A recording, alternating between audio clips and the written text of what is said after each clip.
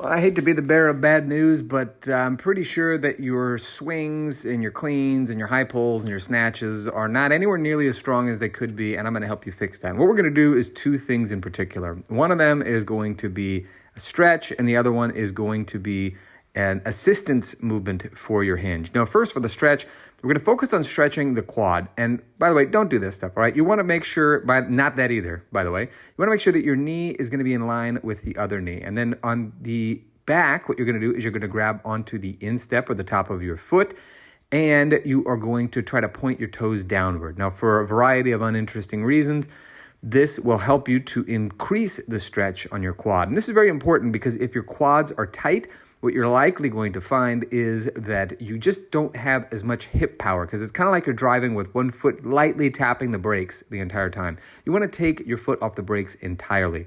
Now, if you have good enough flexibility for what I just showed you there, another very good option is the couch stretch, which you can see me doing here. Again, you do not want to lean forward. That's false flexibility. You want to be totally extended in the hips to the best of your ability. All right, you're going to imagine you're pushing your foot backward into the couch, and you're going to rotate your hips upward like you're trying to point your pocket at your face. Eventually you'll get to the point where you're all the way here. You do not have to get to this point to begin what I'm going to be showing you next, but this is the ultimate end position for this drill, the couch stretch. Incidentally, this can also be done against a wall, does not need to be done solely with a couch, all right? Now, having said this, speaking of couches, there's going to be another great drill that you can use with your couch, and that is going to be the hip thrust. What this is going to do is it's going to help slow down the hip movement that you want for the swing so that you can really feel your way through it. A big issue that a lot of people have is that they simply can't feel the muscles working the way that they're supposed to, and their hinging is based solely around explosive movements like kettlebell swings. If you only ever do explosive movements and you never slow down to actually feel your way through it, you're going to find that eventually you hit plateaus more quickly.